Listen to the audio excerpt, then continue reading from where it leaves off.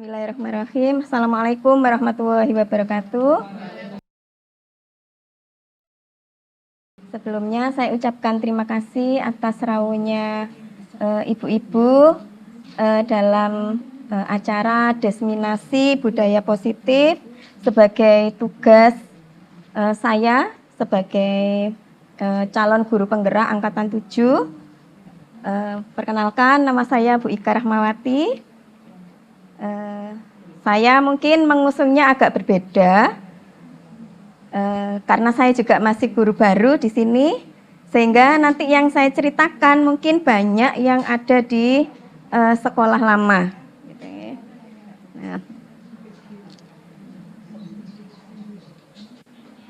Nah, yang saya usung di sini tentang budaya positif. Budaya positif itu sendiri merupakan suatu pembiasaan bernilai positif yang di dalamnya mengandung sejumlah kegiatan yang mampu menumbuhkan karakter murid. Nah, di sini itu sudah kita lakukan setiap hari kepada anak-anak. Tidak hanya dalam pembelajaran saja. Misalkan mengaji bersama. Nah, itu merupakan pembiasaan positif. Pembiasaan positif yang bisa menumbuhkan anak-anak berkarakter, yaitu menumbuhkan iman dan takwa.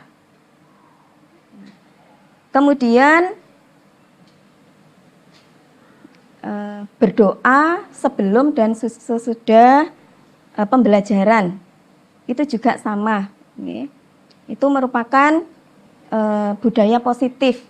Jadi sebenarnya banyak. Tidak hanya dalam pembelajaran. Kalau dalam pembelajaran misalkan berkolaborasi,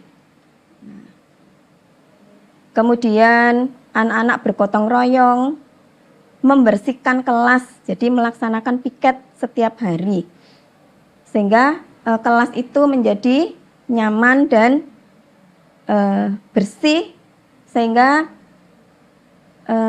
tidak kelihatan kotor atau rusuh gitu ya. Nah, untuk budaya positif ini perlu dibangun dalam suatu kelas. Yang lingkup kecil dalam sekolah itu adalah kelas. Nah, untuk mewujudkannya itu memang membutuhkan waktu yang tidak singkat gitu ya. Jadi harus bertahap, dengan kolaborasi semua stakeholder yang ada di sekolah. Baik itu kepala sekolah, kemudian wakanya, guru-gurunya, staf TU, guru BK. Itu semuanya harus saling berkolaborasi. Kalau yang saya lihat di sini untuk budaya 5S, senyum, salam,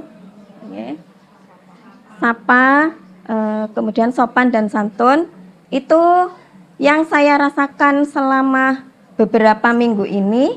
Kalau kita tidak mengajar di kelas itu anak-anak seakan-akan cuek gitu nggih.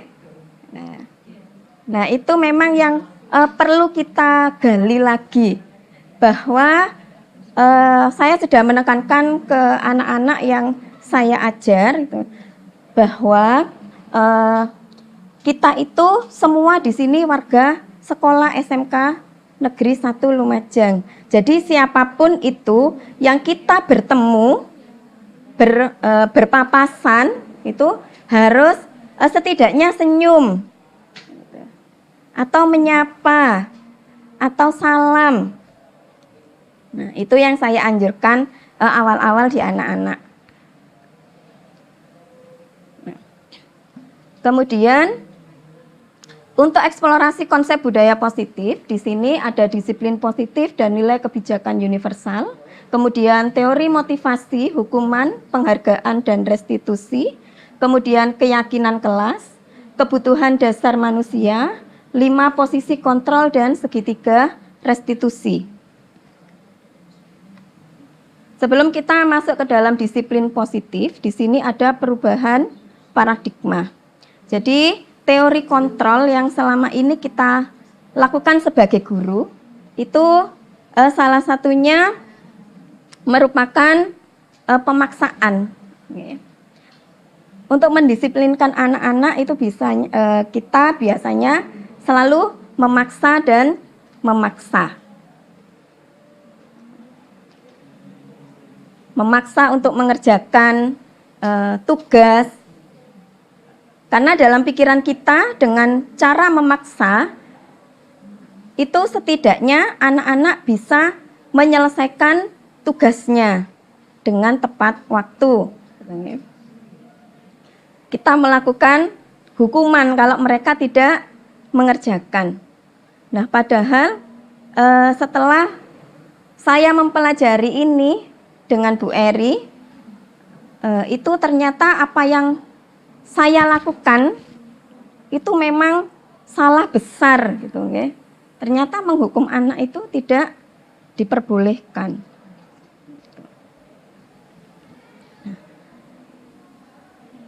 Nah, di sini yang sudah kita lakukan itu adalah stimulus respon. Sedangkan dalam teori kontrol di sini stimulus responnya kita mencoba mengubah orang agar berpandangan sama dengan kita. Padahal dalam teori kontrol itu tidak boleh. Kita harus memahami pandangan orang lain. Jadi kan yang selama ini kita menginginkan murid kita itu sama dengan kita, khususnya saya. Oke. Khususnya saya harus sama kamu dengan saya. Ternyata tidak boleh. Oke. Ternyata kita itu harus bisa memahami karakteristiknya anak-anak. Jadi setiap anak-anak itu punya karakteristik yang berbeda.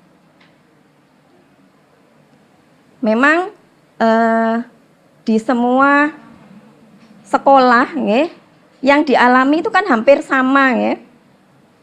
Ada anak yang ngokong, ada anak yang memang luar biasa sekali sampai bisa mengadu domba antara orang tuanya dengan gurunya. Nah, itu.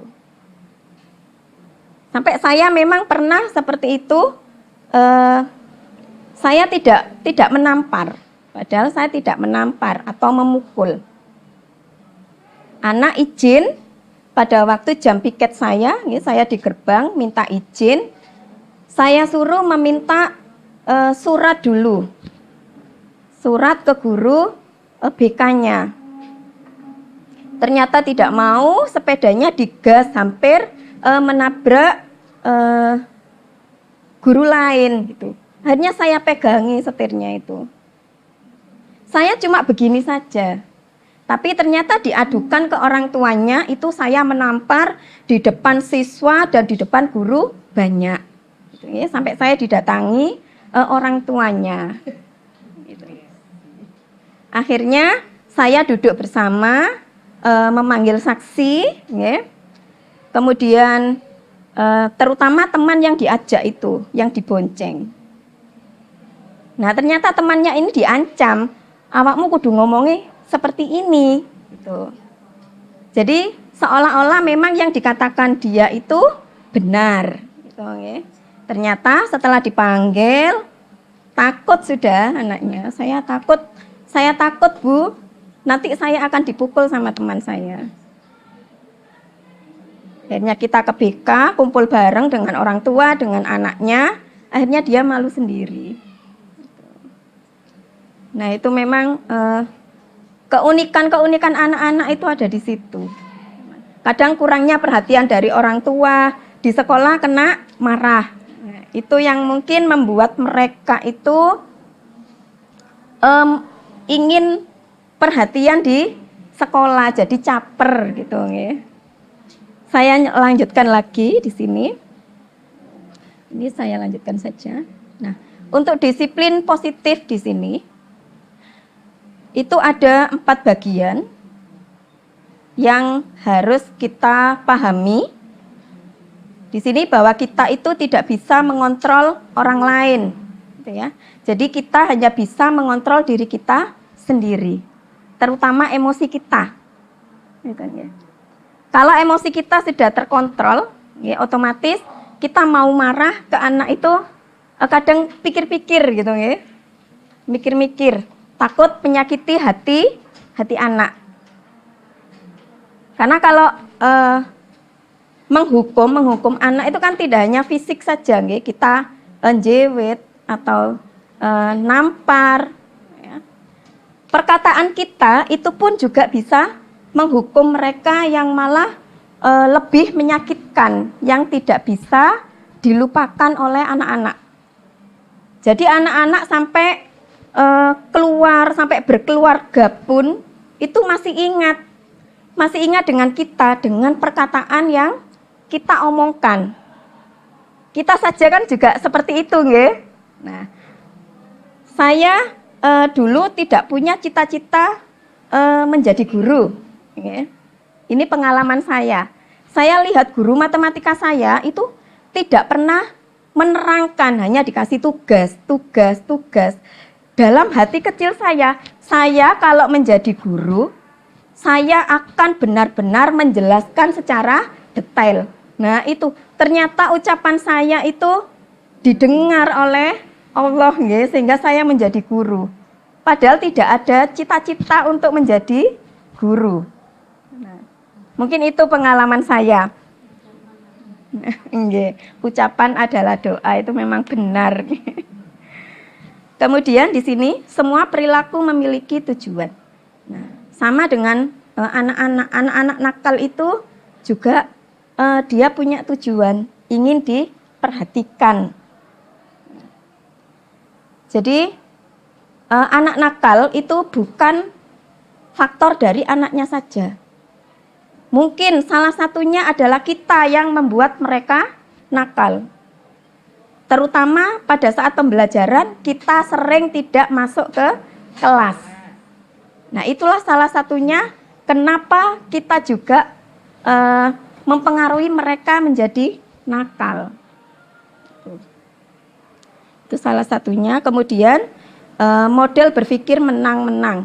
Nah, di sini maksudnya model berpikir menang-menang. Jadi kita itu sama-sama, tidak ada yang kalah. Gitu, ya. Untuk mencapai tujuan itu kita tidak bersaing siapa yang menang, siapa yang kalah. Tetapi di sini kita itu mendidik anak sama-sama gitu nggih. Wo iku lho lek ndak karena aku ndak ira kaya iku arek itu. Nah, tidak seperti itu nggih. Jadi sama-sama di situ. Karena kita bekerja sama, berkolaborasi. Nggih, tidak butuh pengakuan memang nggih. Karena kita berjalan bersama. Dalam satu kelas itu tidak hanya satu guru yang mengajar, tetapi banyak guru di situ. Tuh. Kemudian realitas atau kebutuhan kita berbeda. Nah, kemudian makna disiplin di sini berasal dari bahasa Latin disciplina, yang artinya belajar. Namun dalam budaya kita, makna kata disiplin ini telah berubah menjadi sesuatu yang dilakukan seseorang pada orang lain untuk mendapatkan kepatuhan. Jadi kita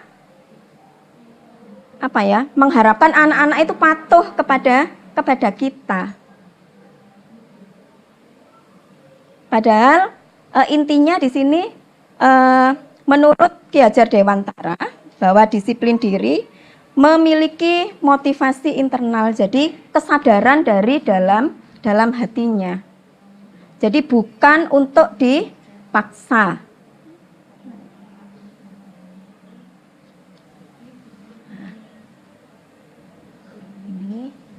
Nilai-nilai kebajikan universal di sini, yaitu sifat-sifat positif manusia yang merupakan tujuan mulia yang ingin dicapai setiap individu.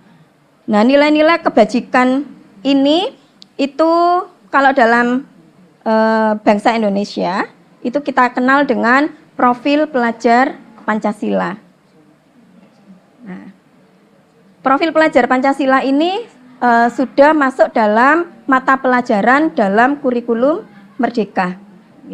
Jadi di situ memang untuk membentuk karakternya anak. Teori motivasi perilaku manusia di sini ada 3. Yang pertama, untuk menghindari ketidaknyamanan atau hukuman. Jadi karena kita sering memaksa anak agar tidak dihukum, maka mereka mengerjakan tugasnya. Entah itu PR, entah itu tugas piket. Nah, sebenarnya kalau menurut saya pribadi,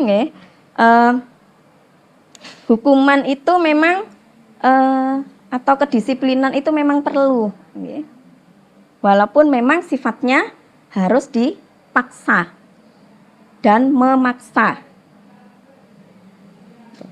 Untuk yang kedua, untuk mendapatkan imbalan dari orang lain. Jadi imbalan ini bisa berupa pujian, bisa berupa penghargaan atau hadiah. Jadi mereka melakukannya itu hanya untuk mendapatkan pujian atau hadiah saja, tanpa dari dalam dirinya. Sehingga mereka banyak melakukan kebohongan akhirnya. Pekerjaan temannya diakui. Untuk yang ketiga, menghargai diri sendiri.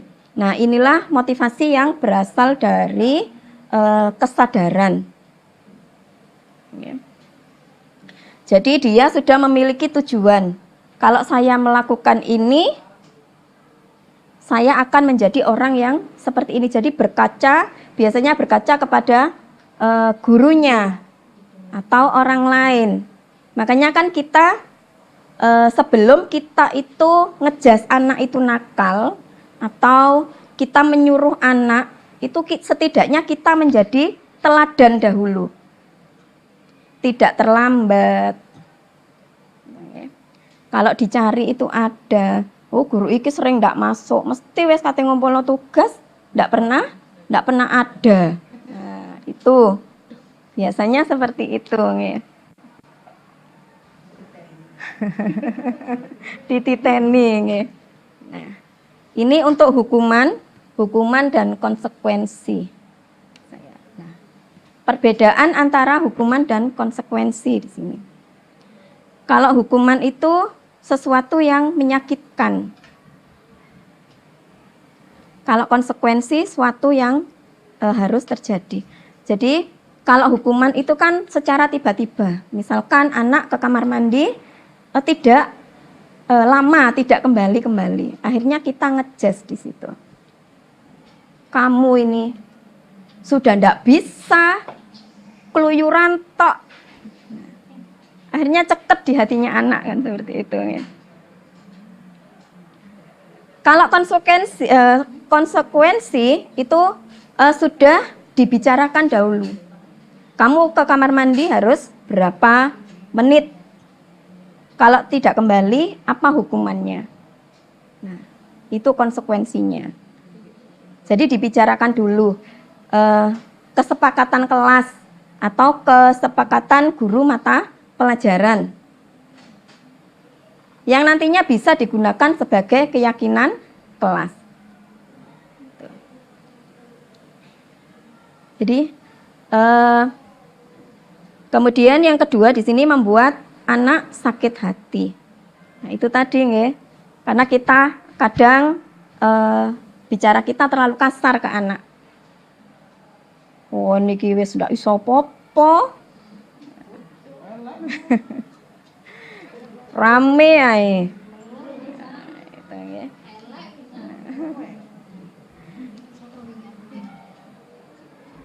Tapi insya Allah di sini tidak nggih. Insya Allah tidak nggih. Memang apa yang kita bicarakan memang jangan sampai goblok atau apa. Nah, karena ucapan kita itu adalah doa. Nge. Jadi kalau mau menghukum anak itu pikir-pikir, saya juga punya anak gitu. Kadang seperti itu saya. Jadi dikembalikan lagi ke diri kita. Kemudian anak membenci kedisiplinan. Nah, itu nggih. Terlalu ketatnya peraturan, nah, itu juga bisa anak benci dan bahkan mereka itu bisa mokong. Ada juga karena gurunya yang terlalu keras, okay.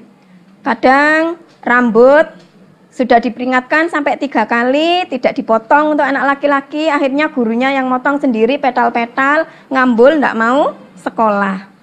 Nah, itu biasanya sering terjadi. Ternyata setelah dipanggil, oh ternyata gara-gara rambut. Nah, itu. Saya lanjutkan saja. Ini restitusi. Restitusi adalah proses penciptaan kondisi bagi murid untuk memperbaiki kesalahan mereka, sehingga mereka bisa kembali pada kelompok mereka dengan karakter yang lebih kuat.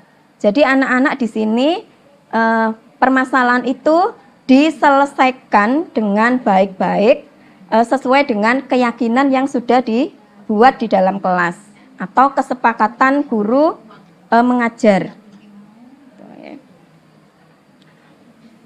Ini tidak usah sudah. 9 ciri-ciri restitusi. Yang pertama di sini bukan untuk menebus kesalahan. Jadi kita tidak boleh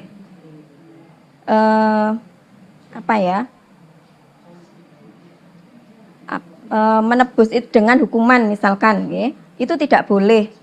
Tetapi bagaimana kita itu untuk memperbaiki kesalahan itu.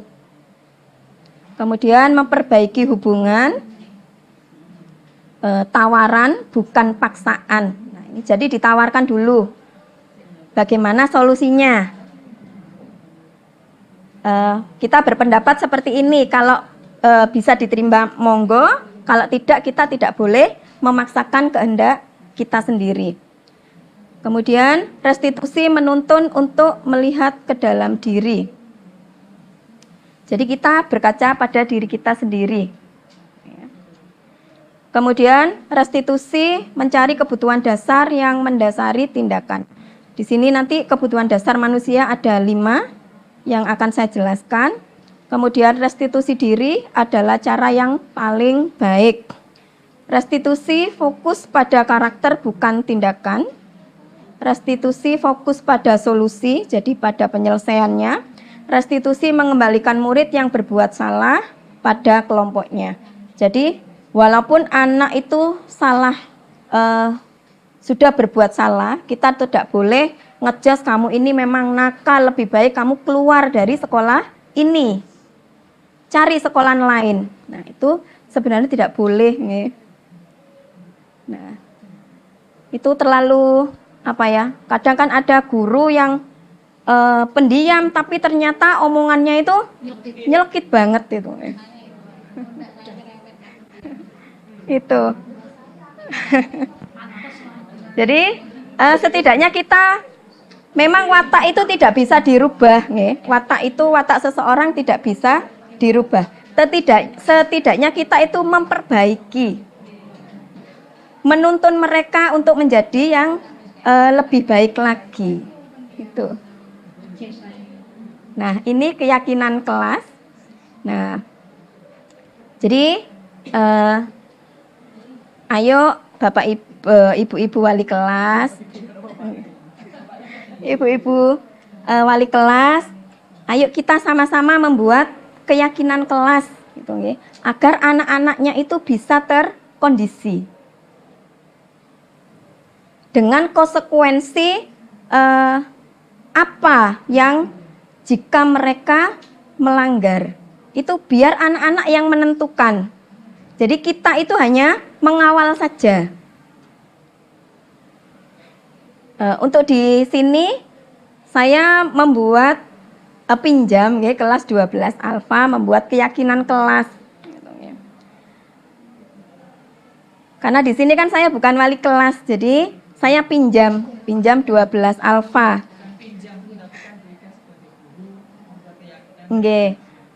Sebagai guru mata pelajaran, saya membuat keyakinan kelas di situ. Awal saya masuk jam pertama pada saat pembacaan ayat-ayat suci Al-Quran atau surat-surat pendek itu rame. Saya hanya diam. Sampai sejauh mana mereka menghargai guru. Memang saya coba seperti itu. Kemudian dari situ saya masuk ke keyakinan kelas. Ayo kita membuat aturan-aturan positif di sini yang bisa kalian buat bukan untuk mata pelajarannya Bu Ika saja, tetapi untuk semuanya. Iya Bu.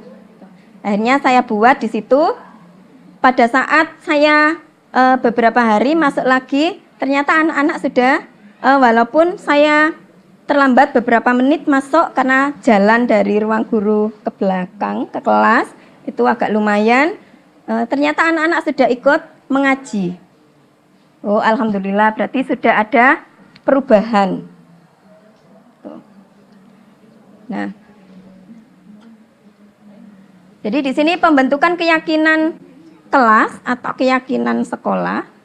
Yang pertama, keyakinan kelas bersifat lebih abstrak daripada peraturan yang lebih rinci dan konkret.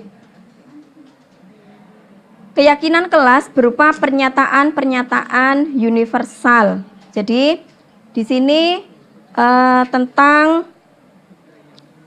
perbuatan-perbuatan yang positif. Misalkan datang tepat waktu, mengerjakan tugas tepat waktu, melaksanakan piket kelas, membuang sampah pada tempatnya.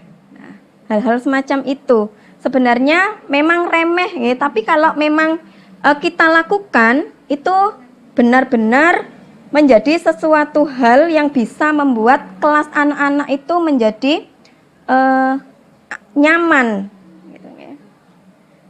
tidak ramai. Mungkin kalau ramainya anak-anak menjawab pertanyaan, nah itu memang kan sudah luar biasa sekali. Tapi kalau dalam kita menerangkan anak-anak ramai, nah anak-anak tidak fokus, nah itu yang membuat kita itu agak jengkel kadang ya.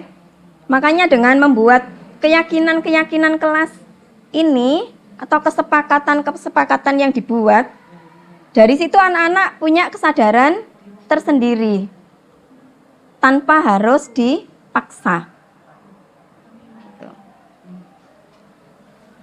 Keyakinan kelas hendaknya tidak terlalu banyak, jadi tidak terlalu panjang-panjang kata-katanya.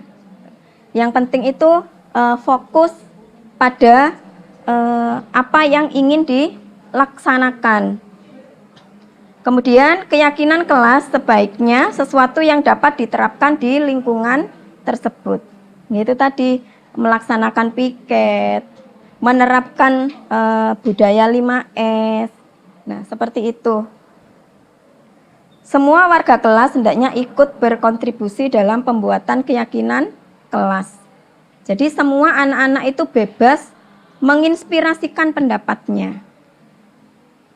Kemudian bersedia meninjau kembali keyakinan kelas dari waktu ke waktu. Jadi kita melihat selama 2 pekan ini anak-anak seperti apa setelah melaksanakan keyakinan kelasnya. Ada perubahan tidak tingkah lakunya. Memang harus dikontrol setiap waktu, walaupun tidak setiap hari. Misalkan 2 minggu sekali kita lihat lagi, kita perbaiki apa yang kurang di situ. Nah, ini dari peraturan kelas itu yang kita lakukan akan menjadi keyakinan kelas. Sehingga kalau keyakinan kelas itu sudah diterapkan dengan baik, itu menjadi lingkungan yang positif.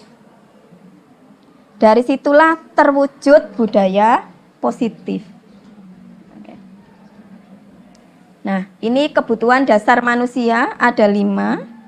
Kebutuhan untuk bertahan hidup, kebutuhan kasih sayang dan rasa diterima, kemudian kebutuhan kesenangan, kebutuhan kebebasan dan kebutuhan penguasaan. Kebutuhan untuk bertahan hidup di sini adalah kebutuhan yang bersifat fisiologis untuk bertahan hidup. Misalnya kebutuhan akan kesehatan, makan, minum, jadi sandang, pangan, dan papan. Kemudian kebutuhan untuk disayangi dan diterima. Jadi di sini meliputi hubungan antara keluarga dengan teman. Kita pasti ingin mendapatkan kasih sayang dari mereka. Kemudian kebutuhan penguasaan. Di sini penguasaan maksudnya di sini itu keterampilan atau pengetahuan yang kita miliki. Kemudian kebutuhan untuk kebebasan di sini kebutuhan kebebasan anak-anak belajar itu memang tidak harus kita kita paksakan cara belajar anak itu kan berbeda-beda. Ada yang audio, ada yang suka gambar atau mendengar ya visual, mendengarkan. Nah, itu kita harus bisa memahami mereka. Kemudian kebutuhan akan kesenangan. Nah, di sini kebutuhan untuk mencari kesenangan, bermain dan tertawa. Nah, ini 5 posisi kontrol. Kita berada pada posisi mana? Apakah sebagai penghukum atau pembuat merasa bersalah, sebagai teman, sebagai pemantau, atau sebagai manajer? Nah. Jadi kalau penghukum, kita biasanya memang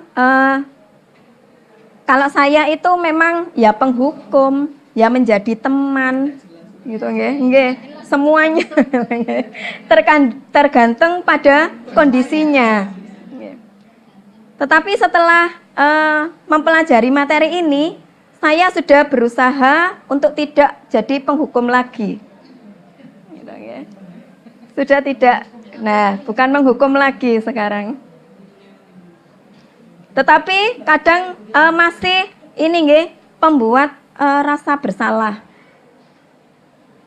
Kamu tidak kasihan sama ibumu. Ibumu menyekolahkan di sini itu membutuhkan biaya yang banyak. Bagaimana kontribusimu? Nah, itu kan anak akhirnya menangis ya.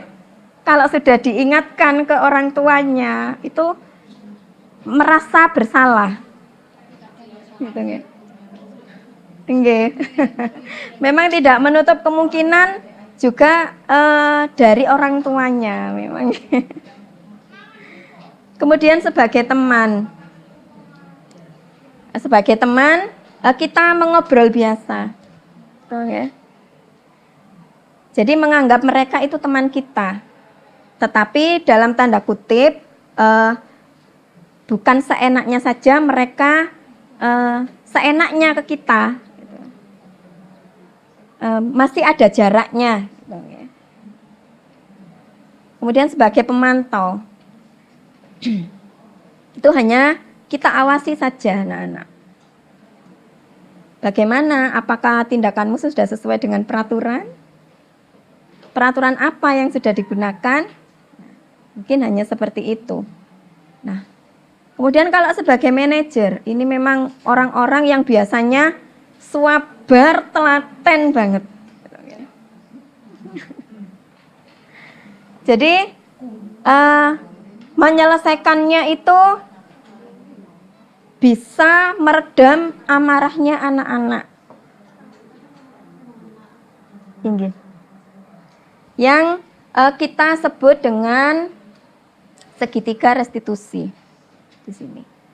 Jadi yang pertama menstabilkan identitas, jadi bisa meredam amarahnya anak-anak.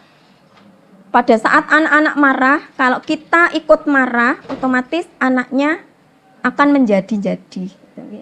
Jadi kita redam dulu. Emosinya kita turunkan dulu levelnya. Sehingga anak itu bisa ditanyai. Kemudian setelah itu validasi kebutuhan. Misalkan anak sering terlambat. Itu kan kadang faktornya banyak. Kita tidak boleh ngejas, weh menconi awakmu, tak ndak tangi-tangi, awan naik senengane. Ternyata setelah ditelusuri itu banyak hal. Ada yang mengantarkan ibunya ke pasar dulu. Ada yang mengantarkan adiknya ke sekolah. Ada yang mengantarkan kakaknya bekerja. Dari situ kita gali. Oh, ternyata di sini. Ada yang memang benar-benar pulangnya itu habis subuh. Karena ngegame. Di kafe-kafe itu yang ada wifi-nya. Nah, itu yang sering saya jumpai pada anak-anak. Kemudian setelah itu menanyakan keyakinan. Keyakinan apa yang sudah kamu langgar? Nah, mungkin dengan seperti itu kita bisa melaksanakan atau menyelesaikan permasalahannya anak-anak menggunakan segitiga restitusi ini. Kita tidak perlu membuang energi kita dengan sia-sia, terutama tenaga berbicara kita agak tinggi, bisa-bisa kita sendiri yang tekanan darahnya juga naik, gitu, nah, gitu.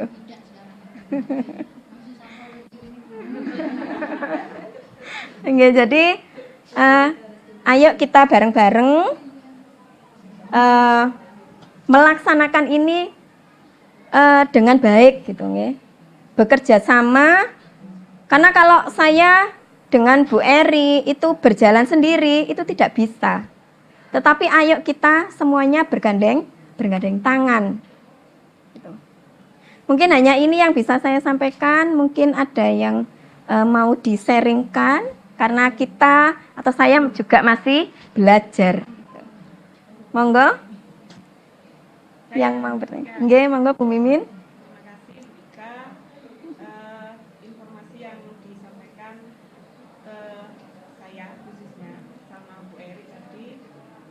Dengan seperti ini saya tahu banyak apa kesalahan saya. Sama. Kalau yang dicontohkan Mbak Eri tadi kan persoalan satu siswa. Kemudian Bu Ika tadi juga mencontohkan ya sama satu siswa.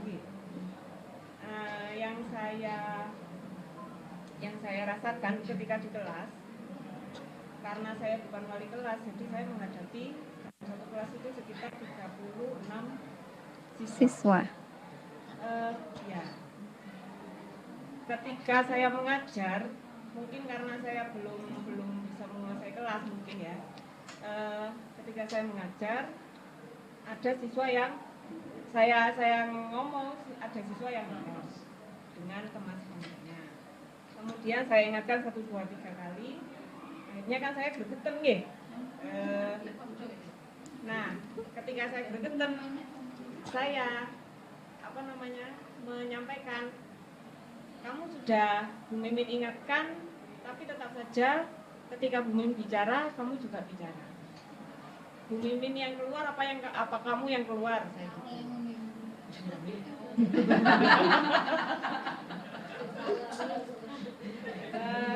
Saya menyampaikan seperti itu. Nah, padahal harapan saya dia yang keluar. Ya, harapannya saya. Atau paling tidak dia ada kesadaran saya tidak berbicara ketika Bu Mimin berbicara di depan. Pada saat yang sama, sebenarnya saya juga bingung. Kalau anak ini tidak mau keluar kan otomatis saya yang keluar. Nah, kalau saya keluar kan tidak ada pembelajaran. Saya ya bingung. Ini kalau tidak ada pembelajaran saya kena sekolah.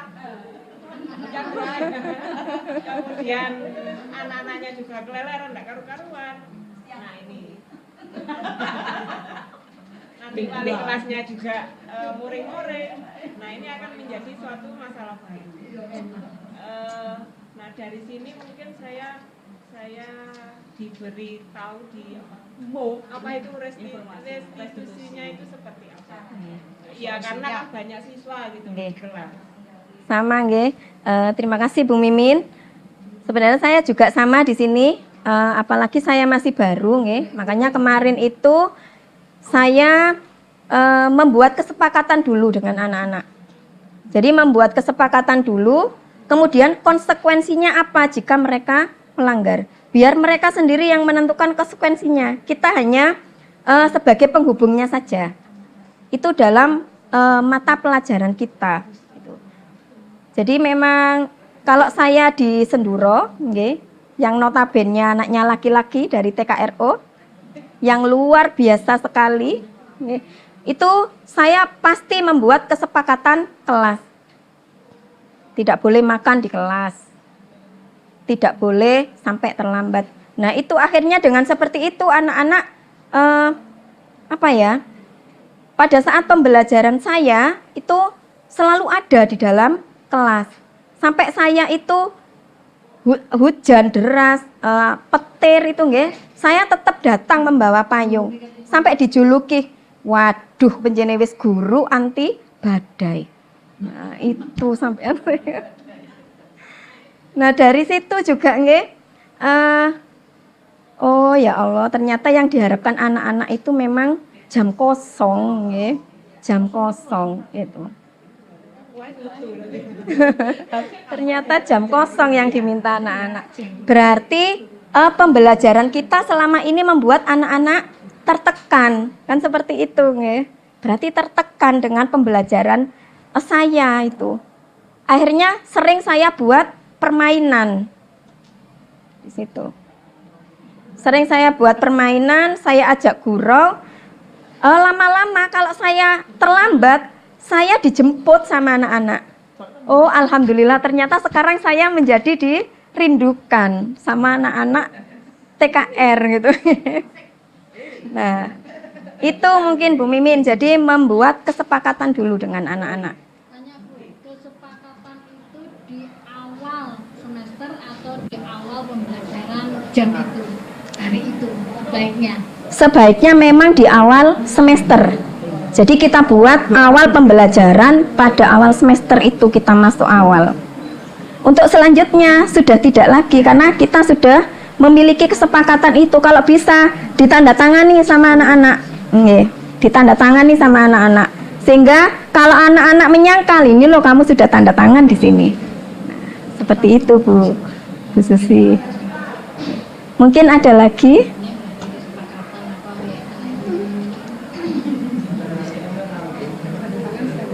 Monggo Ibu Sumartini. Saya Bu, ini kalau kita berbicara tema seperti ini memang menarik. Nggih. Tidak selesai. Nah, tadi berbicara masalah keyakinan. Tadi dikatakan bahwa kita membuat keyakinan atau kesepakatan itu di awal semester. Jadi misalnya kita merinci beberapa kesalahan yang mungkin dilakukan oleh siswa. Iya. Kesalahan ini mungkin konsekuensinya harus ini.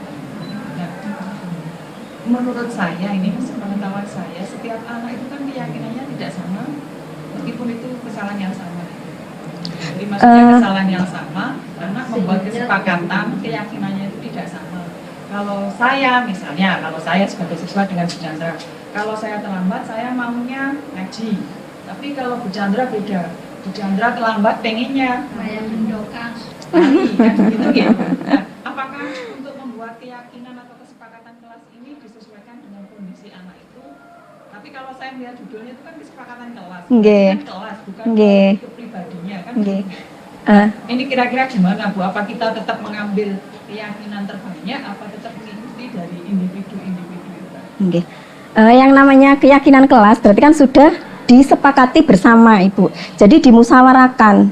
Meskipun tidak sesuai dengan keyakinan saya gitu. Nggih, makanya kan banyak setiap anak itu kan mengutarakan pendapatnya. Nah, dari situ kemudian disaring. Setelah di ini yang sama, digolongkan yang sama mana, kemudian disepakati. Kalau memang semua satu kelas sepakat atau setuju, ya sudah itu yang digunakan. Ngoten niku. Berarti meskipun sewu tidak sesuai dengan keyakinan saya harus lari ikuti Bu Chandra tadi nih. Cocoknya kan harus ngaji kalau saya terapkan. Jadi tetap harus mengikuti keyakinan yang sudah dibuat. Nggih. Begitu. Mungkin ada lagi? Nggih, monggo Bu Ita.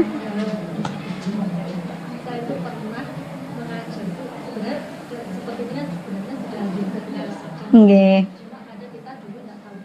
Enggak tahu namanya. Misalkan di awal mengajar itu dulu ketika masih mengajar, nah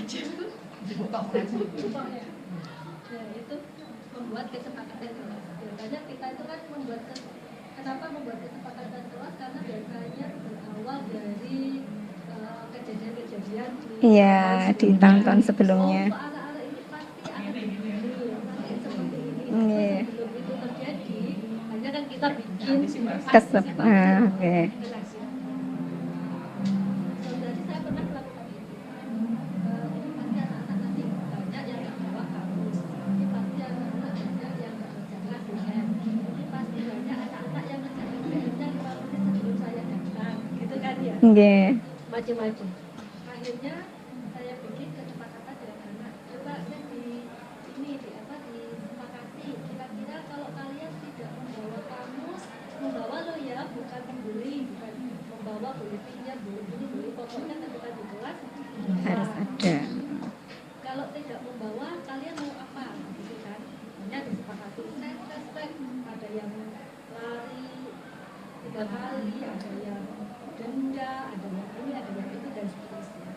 Hanya disepakati waktu itu seingat saya itu lari keliling lapangan, karena bukan saya menghukum ya, tapi memang itu sudah Kesepakatan. diskusi Konsekuensinya. hanya lari yang nggak bawa lari. Kesepakatannya banyak, yang nggak bawa kamus bagaimana, yang ucapannya menyontek bagaimana, yang terlambat masuk bagaimana, sampai mereka itu, saya itu setiap masuk pasti ada nilai, karena untuk melihat apakah anak-anak progresnya ada atau enggak di situ, sampai mereka itu kadang mau apa itu mikir nanti aku nggak masuk nggak ada nilainya, karena nilai harian saja, bukan nilai ulangan. Masalahnya kadang kesepakatan kita sudah buat, kemudian anak-anak juga sudah melakukan dengan baik di pertemuan 1, 2, 3, 4. Nah, yang jadi masalah adalah konsistensi dan istiqomahnya melakukan itu. Itu akhirnya lama-lama saya sebagai guru itu juga kadang lupa untuk tidak melihat anak-anak bawa kamus nggak ya, lupa untuk tidak melihat mereka sudah melakukan dengan baik apa belum. Akhirnya kesepakatan itu ambil begitu saja karena konsistensi kita, istiqomah kita untuk melihat itu hilang macam. Harusnya 1 semester bisa sepakat untuk dilakukan terus, kadang cuma sebulan beberapa kali pertemuan Sudah hilang ya. itu bagaimana menumbuhkan semangatnya itu tidak boleh down gitu. Makanya itu kita harus merefleksi nih, apa yang sudah kita katakan itu direfleksi lagi. Apa 2 pekan atau mungkin 1 bulan sekali. Oh kok sudah kendor ya. Berarti ayo ini kok jadi seperti ini sekarang. Ayo maunya apa? Maunya kalian apa sekarang? Nah, mungkin direfleksi setiap atau 2 pekan, 1 bulan. Kalau seperti itu kan kita bisa mengontrol. Ya, harus ya. Iya. Tindak lanjutnya gitu. Sampun? Sebenarnya saya guru yang tidak baik, belum seperti ini.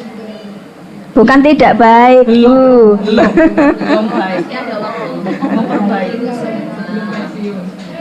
Belum pensiun soalnya. Nggih. Terima kasih. Ikan Nggih. mendapatkan aja nggih. Nggih. Sebenarnya ini tidak hanya bisa dipraktekkan di kelas atau di lingkungan sekolah, sebenarnya ini juga bisa dipraktekkan dalam kehidupan sehari-hari kita. Karena intinya di sini kan kita belajar bagaimana memahami orang lain, Iya. bagaimana kita bisa tahu orang lain untuk mengerti orang lain kayak gitu.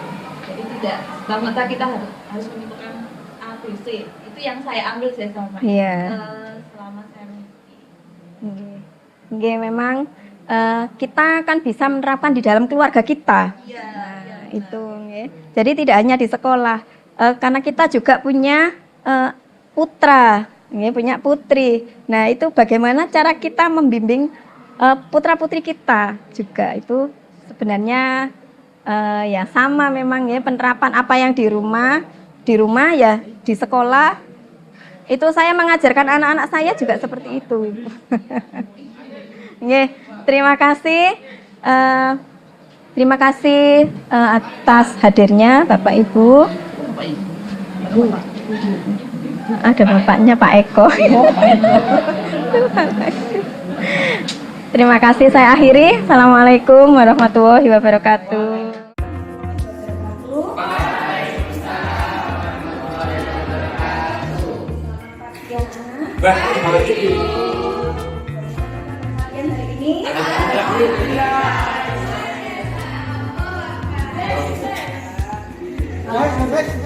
Pada pagi hari ini, sebelum kita memulai pembelajaran pada semester ini, saya ingin kita membuat kesepakatan kelas. Jadi, silakan anak-anak menuliskan uluk-uluknya di sini. Mau buat apa kelas kita ini?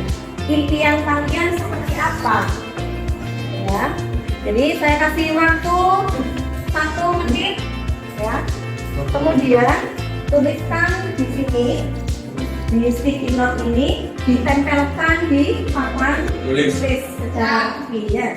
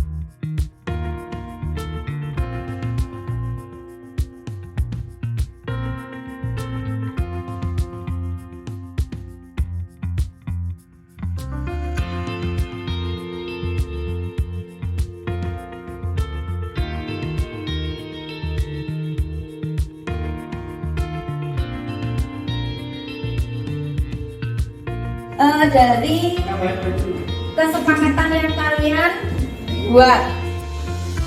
Yang pertama, tidak terlalu banyak tugas, menjelaskan setiap materi.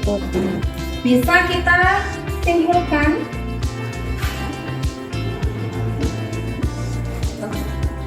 dari kesepakatan yang sudah kalian buat.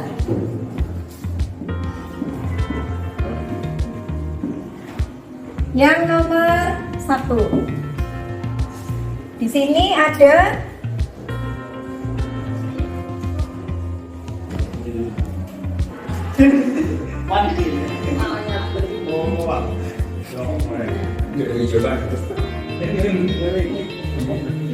ini ada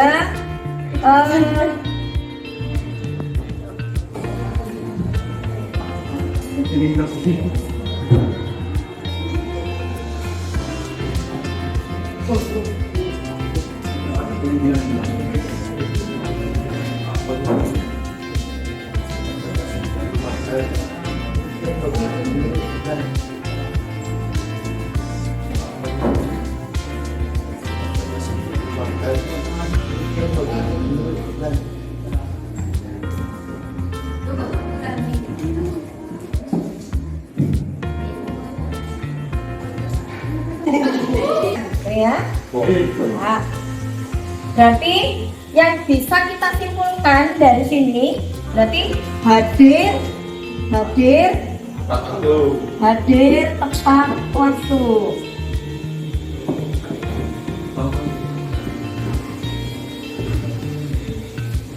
Yang ketiga, kalau di sini kan disuruh disanksi membersihkan kelas, berarti bisa kita buat kalimat positifnya.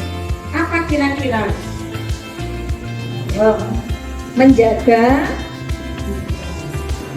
Menjaga kebersihan kelas.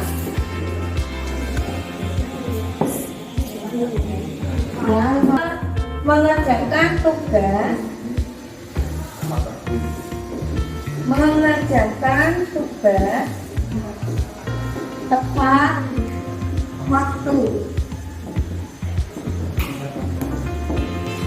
Yang nomor 5 di sini.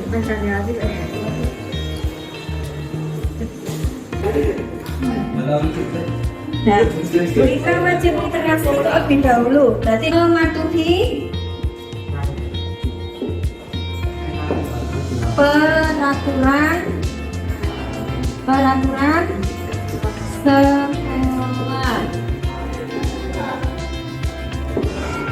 Yang terakhir di sini.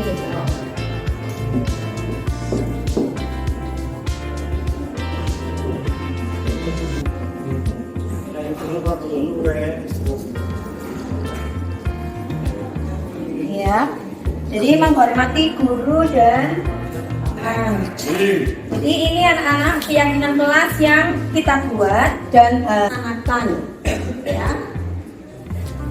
Nah, ini anak-anak ya, jadi keyakinan kelas kita yang pertama berdoa sebelum dan sesudah pembelajaran, yang kedua hadir tepat waktu, ketiga menjaga kebersihan kelas, 4 mengerjakan tugas tepat waktu, 5 mematuhi peraturan sekolah, 6 menghormati guru dan teman. Jadi ini yang harus kalian laksanakan pada setiap pembelajaran apapun ya. Jadi bukan waktunya kita saja. Cukup sekian anak-anak.